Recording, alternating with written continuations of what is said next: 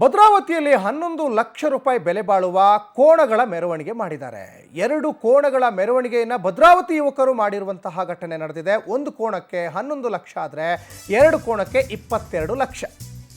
ಇದು ಉಕ್ಕಿನ ನಗರಿ ಭದ್ರಾವತಿಯಲ್ಲಿ 11 ಲಕ್ಷ ಬೆಲೆ ಬಾಳುವ ಕೋಣಗಳ ಮೆರವಣಿಗೆಯನ್ನು ಆ ಭಾಗದ ಯುವಕರು ಮಾಡಿರುವಂಥದ್ದು. 2 ಕೋಣಗಳ ಮೆರವಣಿಗೆಯನ್ನು ಮಾಡಿದ್ದಾರೆ. ಒಂದು ಕೋಣಕ್ಕೆ 11 ಲಕ್ಷದಂತೆ 2 ಕೋಣಗಳನ್ನು ಯುವಕರು ತರಿಸಿರ್ತಾರೆ. ಭದ್ರಾವತಿ ಹಳೆ ನಗರ ನಿವಾಸಿಗಳಿಂದ 22 ಲಕ್ಷಕ್ಕೆ 2 ಕೋಣಗಳ ಖರೀದಿಯಾಗಿದೆ. ಈ ಕೋಣಗಳನ್ನು ತಂದಿದ್ದೆಲ್ಲ ಅಂದರೆ ಹರಿಯಾಣದಿಂದ 2 ಕೋಣಗಳನ್ನು ತಂದು ಭರ್ಜರಿ ಮೆರವಣಿಗೆ ಮಾಡಿದ್ದಾರೆ. ಹೈನುಗಾರಿಕೆಗೆ ಉತ್ತೇಜನ ನೀಡುವ ಸಲುವಾಗಿ ಕೋಣಗಳ ಖರೀದಿಯನ್ನು ಮಾಡಿದರು. ಹೈನುಗಾರಿಕೆಯಿಂದ ಯುವಕರು ದೂರ ಸರಿಬಾರದು ಎಂಬ ಉದ್ದೇಶದಿಂದ ಈ ಕೋಣಗಳನ್ನು ತರಿಸಿದ್ದಾರೆ ಅನ್ನೋದು ಕೂಡ ಇಲ್ಲಿ ಗೊತ್ತಾಗ್ತಾ ಇದೆ.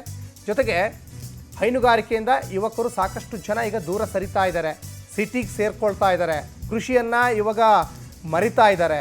ಅದು ಮರಿಬಾರ್ದು ಆ ಉದ್ದೇಶದಿಂದ ಕೋಣಗಳನ್ನು ತರಿಸಿದ್ದಾರೆ.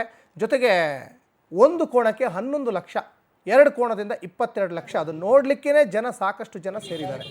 ಇದು ಹರಿಯಾಣದಿಂದ ಶಿವಮೊಗ್ಗದ ಭದ್ರಾವತಿಗೆ ಕೋಣಗಳನ್ನು ತರಿಸಿದ್ದಾರೆ. ಒಂದು ಕಡೆ ಅದನ್ನು ನೋಡಬೇಕು, ಕಣ್ತುಂಬಿಕೊಳ್ಳಲಿಕ್ಕೆ ಸಾಕಷ್ಟು ಜನ ಅಲ್ಲಿ ಬಂದು ಅಲ್ಲಿ ಫೋಟೋ ಗಿಟ್ಟ ತೆಗೆಸ್ಕೊಳ್ತಾ ಇರುವಂಥ ಒಂದು ಗಮನಿಸ್ತಾ ಇದ್ದೀರಾ, ನೋಡ್ತಾ ಇದ್ದೀರಾ.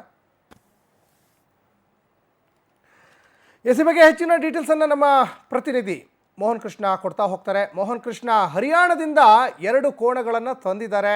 ಜೊತೆಗೆ ಹೈನುಗಾರಿಕೆಯಿಂದ ದೂರ ಸರಿಬಾರ್ದು ಅನ್ನೋಂಥ ಉದ್ದೇಶದಿಂದ ಮೆರವಣಿಗೆ ಮಾಡಿದ್ದಾರೆ ಅನ್ನೋದು ಇಲ್ಲಿ ಗೊತ್ತಾಗ್ತಾ ಇದೆ. ಏನಿದೆ ಇದ್ರ ಬಗ್ಗೆ ಹೆಚ್ಚಿನ ಡೀಟೇಲ್ಸ್?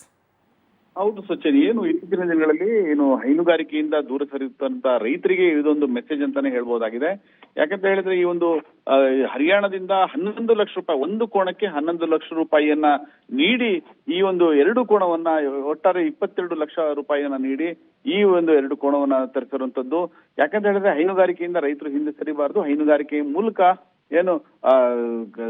ಎಮ್ಮೆ ಮತ್ತು ರಾಸುಗಳಿಗೆ ಏನಿದೆ, ರಾಸುಗಳಿಗೆ ಜೀವ ಕೊಡಬೇಕು, ಜೊತೆಗೆ ರೈತರ ಜೀವನಾಡಿಯಾಗಿರುವಂತಹ ಹೈನುಗಾರಿಕೆಗೆ ಜೀವ ಕೊಡಬೇಕು ಅನ್ನುವಂತ ನಿಟ್ಟಿನಲ್ಲಿ ಇಬ್ಬರು ಯುವಕರು ಭದ್ರಾವತಿಗೆ ತರಿಸಿರುವಂತದ್ದು.